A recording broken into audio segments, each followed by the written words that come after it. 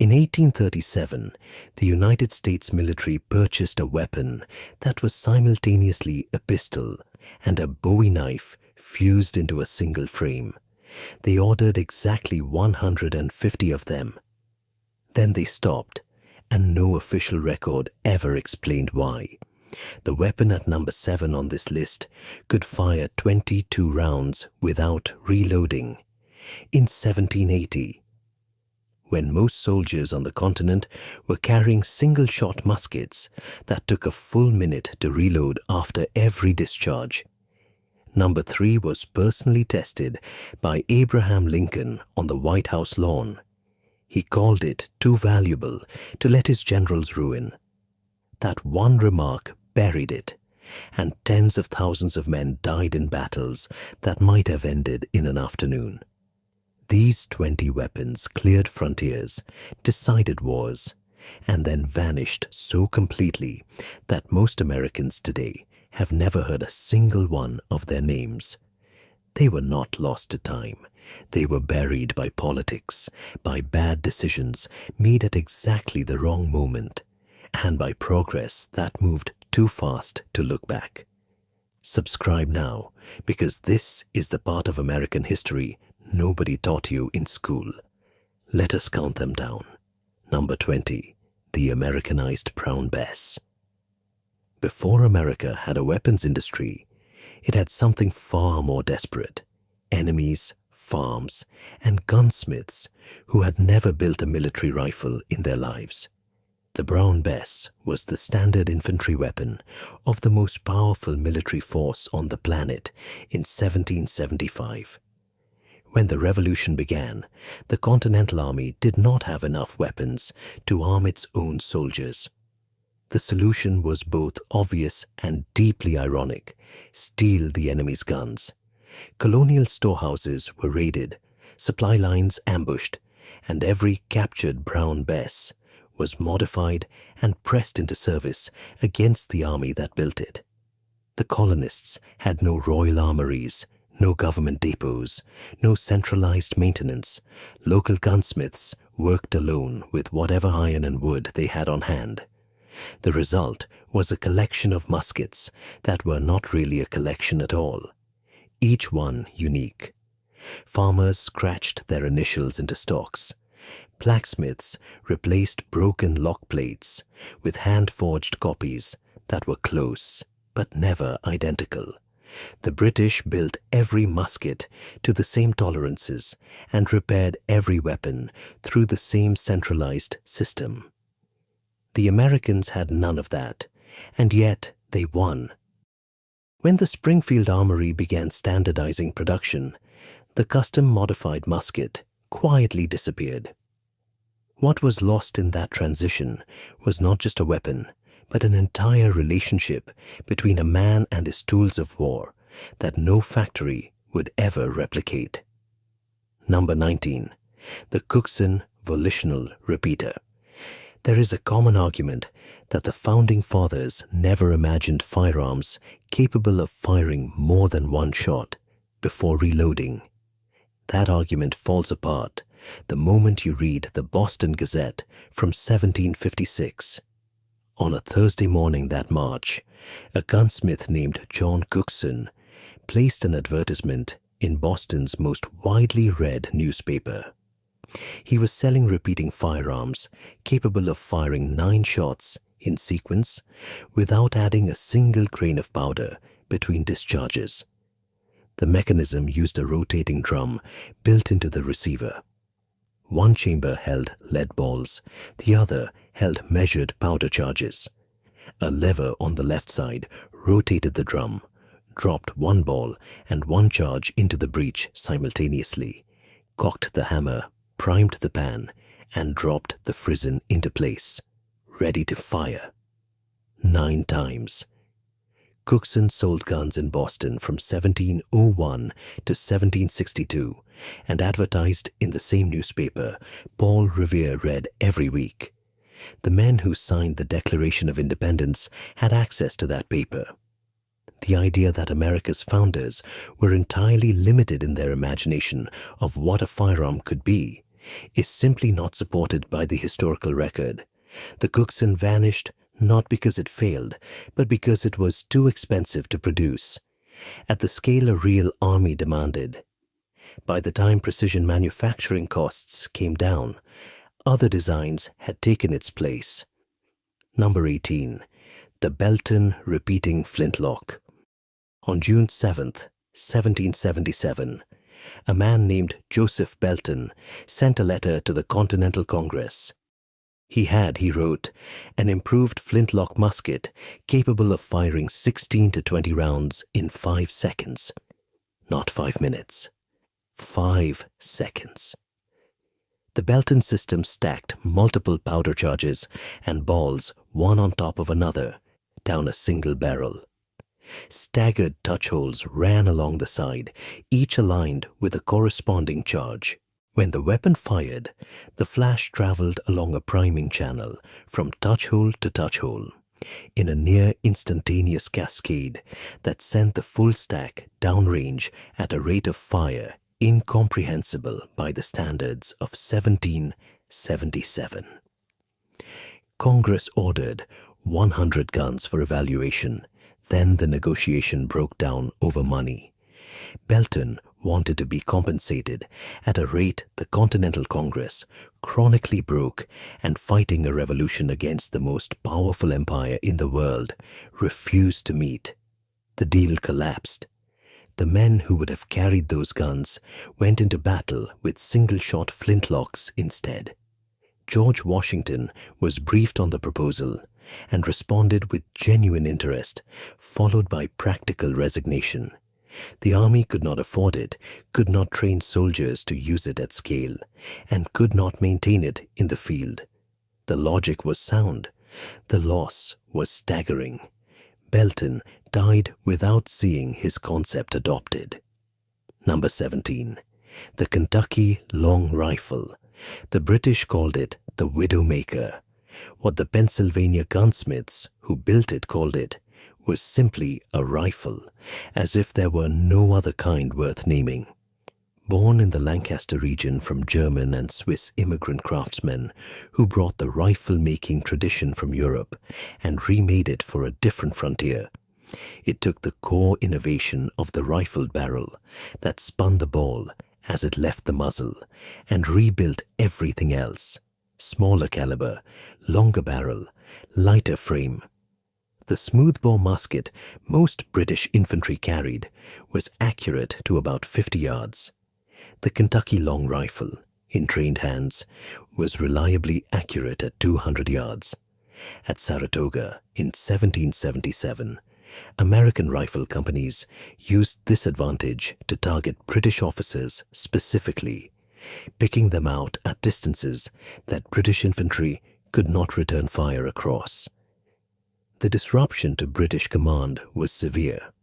Officers who survived reported the experience with something close to disbelief. The convention of European warfare, that officers commanded from relative safety, while infantry exchanged massed volleys at close range, dissolved in weeks under American rifle fire. The British responded by developing their own elite rifle units. The last great American long rifle craftsman died in the mid-1800s. Number 16. The knock volley gun. The idea behind the knock gun was simple to the point of brutality. If one barrel is dangerous, 7 barrels fired simultaneously should be 7 times as effective. Designed in 1779 and produced by London manufacturer Henry Knock under contract to the Royal Navy, the weapon was intended for sharpshooters in the rigging above a ship-to-ship melee, who would sweep the enemy deck from above before the boarding party climbed over the rail. 7.52 caliber barrels clustered together, all discharging through a single central flash channel. One trigger pull, 7 balls downrange in the same instant. The problems announced themselves immediately. The recoil of 7 simultaneous discharges was documented as capable of dislocating a shoulder or cracking a collarbone in a man who was not correctly braced. Then there was the fire problem. Positioned in the rigging surrounded by rope and canvas and tarred wood, the muzzle flash set sails alight with enough regularity that the gun was considered a hazard to the ship using it as much as to the one being targeted. The Royal Navy retired it around 1804. The concept never fully disappeared from American weapons thinking.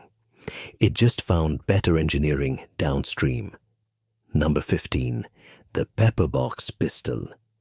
If you were heading to California in 1849 with everything you owned in a wagon and gold fever burning in your chest, you needed a sidearm. A proper revolver cost money you might not have. What you wanted was something small enough for a coat pocket, capable of firing more than once, and cheap enough that losing it would not ruin you. What you wanted was a pepper box, a cluster of 3 to 6 individual barrels mounted together in a rotating group, each preloaded with its own powder and ball. Pull the trigger, the mechanism rotated the cluster to the next loaded barrel and discharged it. The result was heavier than a comparable revolver, less balanced, and about as accurate at distance as throwing the gun itself. Mark Twain, who carried one, wrote about it with the particular affection of a man who has been failed by something he nonetheless felt obligated to defend. He described watching a companion fire one and observe with philosophical detachment that the ball had gone in a direction interesting to no one except possibly the tree it eventually struck. Its fate was sealed the day Samuel Colt patented his revolver in 1836. The Colt used one barrel and a rotating cylinder, which was lighter, more accurate, better balanced, and more manufacturable at scale. Within a decade, the pepper box had been pushed entirely to the bottom of the market. By 1870, it was gone. Number 14. The Girandoni air rifle. On January 24, 1806, Meriwether Lewis wrote in his expedition journal that his air gun had astonished a group of Native Americans who had witnessed its discharge. They could not comprehend how it could fire so often and with so much force without the powder and noise they associated with firearms. Designed in Austria around 1779 by watchmaker Bartolomeo Girardoni, it operated on pre-compressed air stored in a detachable iron reservoir in the buttstock. Charged to approximately 800 pounds per square inch by a hand pump requiring nearly 1,800 strokes to fill.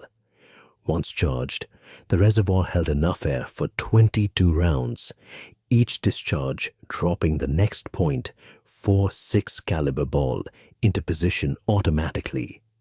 Effectively silent, no muzzle flash, no smoke, and capable of 22 aimed shots before recharging. It represented a rate of sustained fire no other infantry weapon of the era could match. The Austrian military issued it to elite light infantry with strict orders: protect the mechanism and under no circumstances let it fall into enemy hands. Lewis and Clark carried one across the uncharted Louisiana Purchase territory. When Lewis demonstrated it to indigenous leaders along the route, the reaction was consistently unsettled uncertainty. The gun that made no sound and produced no smoke fit no category of weapon they understood, and that confusion served the expedition's goals as effectively as any treaty. The Austrian military eventually abandoned it because the air reservoirs were too complex to maintain in the field. A silenced, magazine-fed repeater in 1780 would not be replicated again for well over a century. Number 13. The Bowie knife. The knife that carries Jim Bowie's name did not come from a blacksmith shop on the Texas frontier. It came from a duel that went catastrophically wrong on a Mississippi River sandbar in September of 1827. The confrontation began as a formal duel between two other men, but after the exchange of shots, a broader fight broke out. Bowie, present as a second, was shot, stabbed twice with a sword cane, and beaten with the butt of an unloaded pistol. Still standing, with whatever large hunting knife he was carrying that day, he killed one man and drove the others off before collapsing from his wounds. Witnesses carried the story back to civilization, and it grew with the telling. Within months, bladesmiths across the American South were flooded with requests for the weapon Jim Bowie had carried. Nobody outside his immediate circle knew exactly what the original looked like.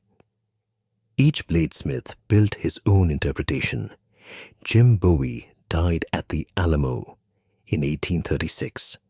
When the Civil War began in 1861, the romanticism around his knife reached its peak on the Confederate side. Southern volunteers arrived at muster with enormous knives hanging from their belts, some with blades stretching 17 or 18 inches. They posed for photographs. They named them. By Gettysburg in 1863, most of those knives were gone, not lost in battle, thrown away on marches. A large Bowie knife weighed between 1 and 2 pounds and had no meaningful tactical role in a war fought at rifle range. The romance wore off in direct proportion to the miles walked. Number 12. The Elgin Cutlass Pistol.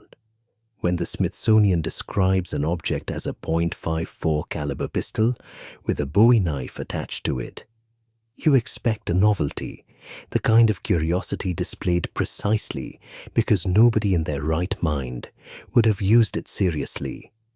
And then you learn that the United States Navy made it their first officially issued percussion firearm, and the whole picture shifts.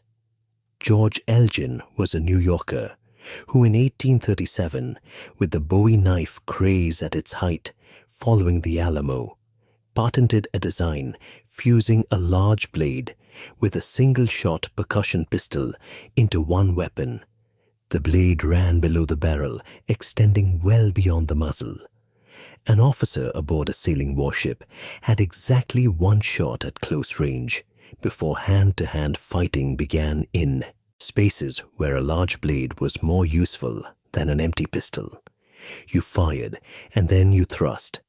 The Navy commissioned 150 from manufacturer Cyrus B. Allen for a South Pacific surveying expedition. 150. Then nothing. The records do not fully explain why the order ended there. The weapons went into naval inventory and reportedly remained in service into the Civil War period, still being issued nearly 30 years after production stopped. The United States military's first official percussion handgun still waits in museum drawers for somebody to fully explain why 150 was where the story ended. Number 11. The Ager Coffee Mill Gun. In the summer of 1861, Abraham Lincoln walked out onto the White House grounds and watched a demonstration of a weapon that could have ended the Civil War years before it actually did. Then he made one remark that ensured it almost never reached the battlefield. The weapon was the Union repeating gun, known as the coffee mill gun, for the distinctive hopper that fed pre-loaded steel tubes into its rotating barrel from above. At its demonstrated rate, the gun discharged 100 rounds per minute from its .58 caliber barrel. 3 men operating it could put more lead downrange in 30 seconds than a company of infantrymen could manage in several minutes of frantic reloading. Lincoln watched the demonstration and reportedly said, in a characteristically dry formulation, that the weapon was too good for the generals, and that if he gave it to them, they would lose it. The Army purchased approximately 50 weapons total and never integrated them into doctrine in a way that would have forced the Confederacy to fundamentally rethink its tactics. A moment when the American military had a technological advantage that could have saved an enormous number of lives, looked at it directly and then filed it in the back of a supply depot and waited for the war to end the slow and costly way. Number 10. The Lermat Grape-Shot Revolver. Jean-Alexandre Lermat was a New Orleans physician, not a gunsmith. He had no formal training in weapons design and no background in military procurement. What he had was a doctor's empirical understanding of the human body, which meant he understood what it actually takes to stop a person better than most weapons designers of his era. In 1856, Lermat patented a revolver unlike anything the American market had seen. 9 chambers in its cylinder, each loaded with a .42 caliber ball, arranged around a central pin that was itself a second barrel in .20 gauge shotgun configuration. The shooter selected between revolver and shotgun by rotating the nose of the hammer. 10 shots, 2 calibers, 2 fundamentally different wounding mechanisms in one weapon. Confederate General P.G.T. Beauregard accepted a personal presentation model and pushed for military adoption. Confederate Cavalry Commander J.E.B. Stuart carried one into battle and was photographed with it. The Confederacy contracted for 15,000. They received approximately 2,900 because Lermat had to manufacture in Europe and ship through the Union naval blockade. Today, a documented original sells at auction for between $12,000 and $20,000. Fewer than 3,000 were ever made, and the men who carried them into battle did not treat them gently. Number 9. The Requa Battery Gun. The problem with covering a bridge with rifle fire in the 1860s was simple arithmetic. You needed many men to create a dense enough field of fire to stop an advancing force, and many men required time to reload. William Requa and James Billinghurst had a different answer. They bolted 25 rifles together. The Requa battery gun placed 25.58 caliber barrels side by side on a wheeled carriage, all connected to a common firing system, dischargeable simultaneously with a single motion. Each barrel had to be individually loaded before each sequence, a process taking a crew several minutes. But when all 25 fired at once, they put 25 balls into an area roughly the width of a city street in a single instant.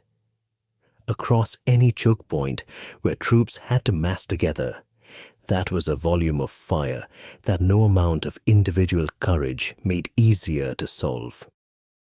The weapon saw notable use during the siege of Charleston, where Union forces deployed it to cover river crossings and narrow approaches. The Army placed them at specific, defensive positions and never used them in open field combat. When the Gatling gun demonstrated continuous fire late in the war, the Requa was rendered obsolete almost overnight, but in the right position, on the right bridge, it earned every dollar it cost. Number 8. The Lindsay two-shot pistol. Sometimes the right idea arrives in the right era and still fails, not because the concept is wrong, but because the competition is simply overwhelming. John Parker. Lindsay confronted a problem every Civil War soldier understood viscerally. After firing your single-shot pistol, you needed between 30 seconds and a full minute to reload. In a close-quarters melee, 30 seconds was an eternity. Lindsay's solution was a pistol with a single barrel, but two complete charges stacked inside it. Two percussion caps on two separate nipples, connected by a sequential firing system. First trigger pull, the front charge fires. Second trigger pull, the rear charge fires. Two shots, one barrel, no reloading required between discharges. The Union Knife Company of Naugatuck, Connecticut, produced it commercially in belt pistol and pocket configurations, and the design genuinely worked. The problem was the market. By the time Lindsay's pistol was commercially available, the Colt revolver and competing designs from Smith & Wesson and Remington offered not two shots, but 5 or 6 in a faster and more reliable mechanism. The market for a two-shot single-barrel pistol could not survive that competition. Number 7. The harmonica gun.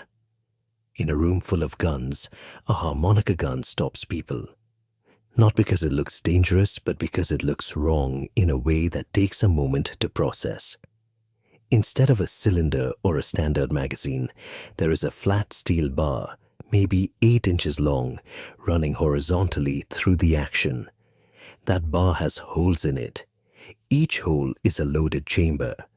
The bar slides laterally through the mechanism by hand after each shot, advancing the next chamber into alignment with the barrel, exactly like a musician sliding a harmonica across their lips to reach the next note. Produced primarily by French manufacturers in the 1850s and imported into the American civilian market. It never entered American military service in significant numbers. The sliding operation was awkward under pressure, and the bar could be dislodged in ways a conventional revolver cylinder simply could not. But what the harmonica gun represents in the larger story of firearms development is far more significant than its combat record. The flat bar of preloaded chambers was the earliest practical implementation of the detachable magazine, a unit containing multiple preloaded rounds insertable into a weapon and fired in sequence. The step from a horizontal bar sliding sideways to a vertical magazine sliding upward is a short one conceptually. The soldiers who handled harmonica guns on the American frontier were, without knowing it, holding a prototype of the feeding system that would define 20th century firearms. The idea inside it traveled forward long after the weapon itself was forgotten. Number 6. The My Friend Knuckle Duster Revolver. New York City in the summer of 1863 was not safe. The draft riots that July left over 100 people dead in the streets, buildings burned across entire city blocks, and a population that had abruptly rediscovered the concept of needing to defend itself in an environment where distances were measured in feet and not yards. James Reed was watching from the Catskill Mountains of upstate New York and drew a conclusion that anyone paying close attention might have drawn. In the confined spaces of a city, in a stairwell or a doorway, the most useful defensive weapon was not one accurate at 30 yards. It was one deployable instantly at arm's reach. What Reed designed and began producing around 1865 was a revolver with no barrel at all. The cylinder of 7.22 caliber chambers was the forward-most component of the entire weapon, discharging directly from the front of the frame. The frame itself was shaped to fit naturally into a closed fist, with a ring for the index finger and a profile that distributed pressure across the palm and fingers when the weapon was used as an impact tool, which it was explicitly designed to be. Reed called it My Friend. Not a tool of offense, a companion for the specific moments when danger found you first. It was manufactured in the Catskills until about 1882 for the application Reed designed it for. the barrel would have been in the way. Number 5. The duck's foot pistol. When one person with a single-shot firearm faces a group desperate enough to rush them despite the gun, the arithmetic is brutal. One shot stops one person, and the rest of the crowd has now closed the distance. The duck's foot pistol was designed specifically for this problem. 4 or 5 smoothbore barrels radiated outward from a single flintlock mechanism in a fan pattern, angled apart at roughly 15 to 20 degrees, creating a spread that swept across the width of a confined space in a single discharge. Seen from above, the barrels resembled the splayed toes of a duck's foot. The intended users were specific: ship captains, prison wardens, bank guards, anyone required to control a hostile group from a position of severe numerical disadvantage. Not designed for a battlefield, designed for a corridor, a narrow gangway, where 6 men might be trying to kill one officer simultaneously. It did not need to kill all 6. It needed to make all 6 uncertain about the next 3 seconds, which was usually enough. The duck's foot appeared on the American market primarily through British imports, with American manufacturers producing their own versions through the first half of the 1800s. After one discharge, the weapon was empty, heavier than a single-barrel alternative, and more awkward to reload under pressure. What it gave you was primarily a moment. One single terrifying moment when everyone facing 4 or 5 simultaneous muzzles ran the same rapid calculation about probability and personal courage. In most historical accounts where the weapon appears, that moment was enough. Number 4. The Ferguson breech-loading rifle. The man who might have lost America the Revolution carried a rifle that was, by every measurable standard, the best infantry firearm on the continent in 1776. Patrick Ferguson was a Scottish officer in the British Army with an inventive mind and a shooting skill that witnesses on both sides described as extraordinary. The Ferguson rifle was a breech-loading flintlock with an elegant mechanism, a rotating plug in the breech operated by a trigger guard that doubled as a lever. One full rotation dropped the plug, exposing the chamber. A ball dropped in, powder charged behind it. The lever rotated back to close the breech. 10 seconds from start to finish, compared to 30 to 60 for a comparable muzzle loader. The shooter could also reload lying completely flat on the ground. At Brandywine in September 1777, Ferguson had an American officer in his sights at close range, a man who had turned his back and was riding away. Ferguson chose not to shoot a man in the back. The officer rode on without ever knowing how close the moment had come. That officer may have been George Washington. Ferguson documented the incident himself and described it as a decision he did not regret. 3 years later, at Kings Mountain in October 1780, he was surrounded by American backcountry riflemen and shot from his horse. He died on that hilltop. The British military never fully adopted his rifle after his death. The concept of a practical breech-loading military rifle would not return with genuine force until the 1850s, 40 years after Ferguson had pursued it at the cost of everything he had. Number 3. The volcanic repeating arms pistol. In 1854, 2 gunsmiths in Norwich, Connecticut, named Horace Smith and Daniel Wesson, started a company together. Not the company you know from the revolver bearing their name.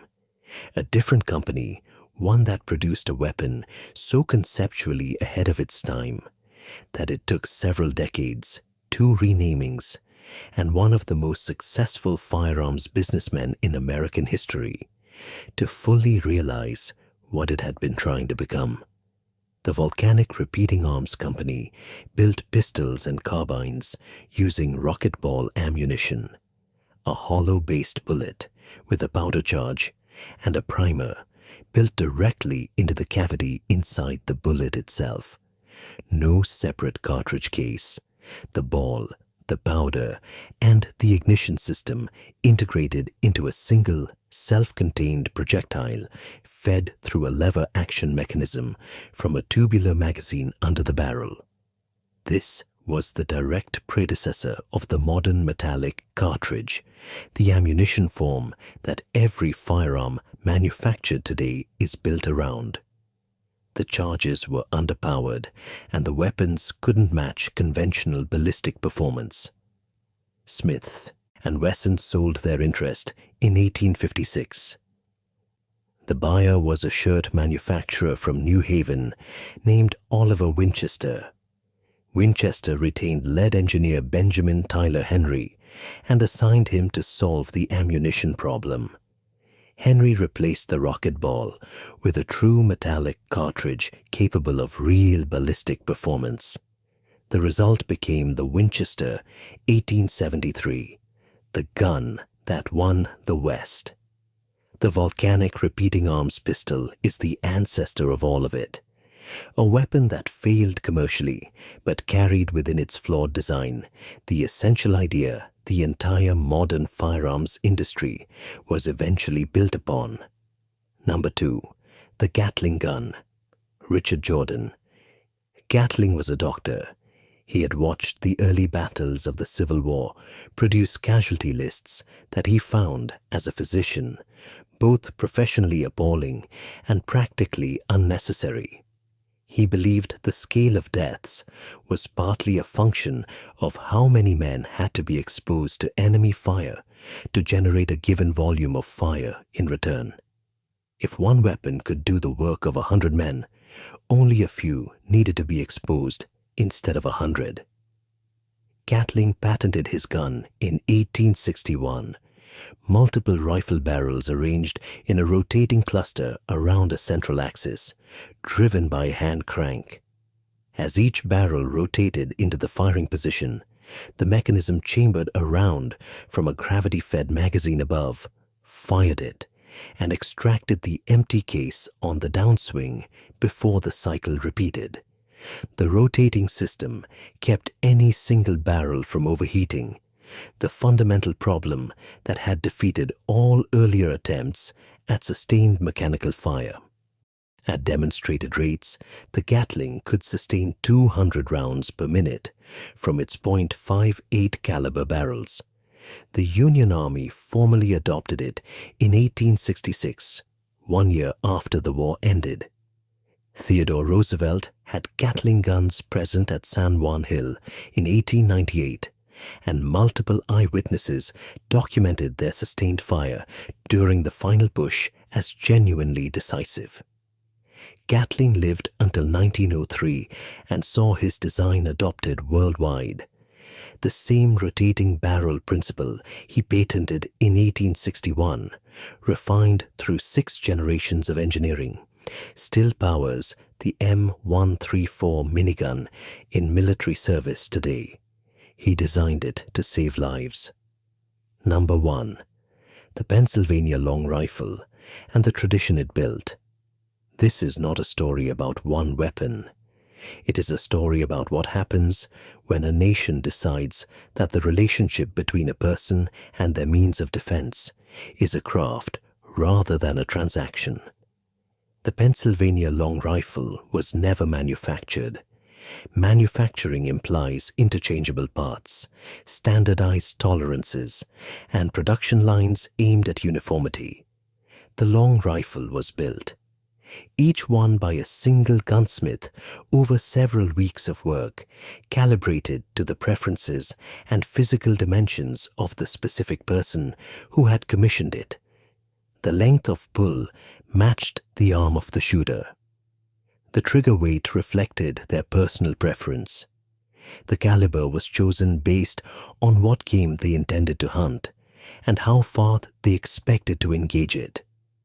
There were hundreds of gunsmiths working in the Pennsylvania tradition from the early 1700s through the mid-1800s in Lancaster and Reading and York, and dozens of smaller towns, training apprentices who trained their own apprentices. The knowledge moving from hand to hand, the way all genuine craft knowledge moves. The rifles they built outperformed everything the British Army brought to the continent in terms of accuracy at range. At Kings Mountain, the American riflemen were almost entirely equipped with long rifles built in this tradition. They picked the hilltop position apart from distances the Loyalist defenders could not return fire across. The battle lasted about an hour. The British command structure in the Southern Theater never fully recovered. At New Orleans in 1815, Andrew Jackson's riflemen inflicted casualties on British regulars at ranges the British commanders found incomprehensible. The long rifle described a different kind of battle, one where accuracy at individual range mattered more than massed volley fire. The Springfield Armory system gained in consistency what it lost in individual optimization. The last generation of long rifle craftsmen died in the decades after the Civil War, one closed shop at a time, over 40 years, until the tradition was entirely gone. What those craftsmen left behind was a continent. Every frontier line that moved westward carried the long rifle ahead of it. The rifle came first, the farm came after. That is what it means to build something that actually matters. 20 weapons. From a musket cobbled together in a colonial barn to a machine gun demonstrated on the White House lawn. From an air rifle that crossed an uncharted continent in silence to a pistol that fused a gun and a knife because one man decided that both was better than either. The question these weapons raise is not whether the people who built them were ahead of their time. Most of them clearly were. The question is what was lost when the time caught up to them and then moved on without looking back. The Ferguson rifle could have shortened the revolution. The Belton flintlock might have changed Bunker Hill. The coffee mill gun could have broken Confederate lines at Fredericksburg and saved 20,000 lives in a single afternoon. Instead, each of them arrived at exactly the wrong moment. Too expensive, too unfamiliar, too complicated for the supply chains of their era, or simply presented to the wrong person on the wrong afternoon. That is not a story about failure. It is a story about how close history comes to turning differently than it did. Every weapon on this list represents a path that was not taken, a decision made the other way, a version of America that existed as a possibility and then did not.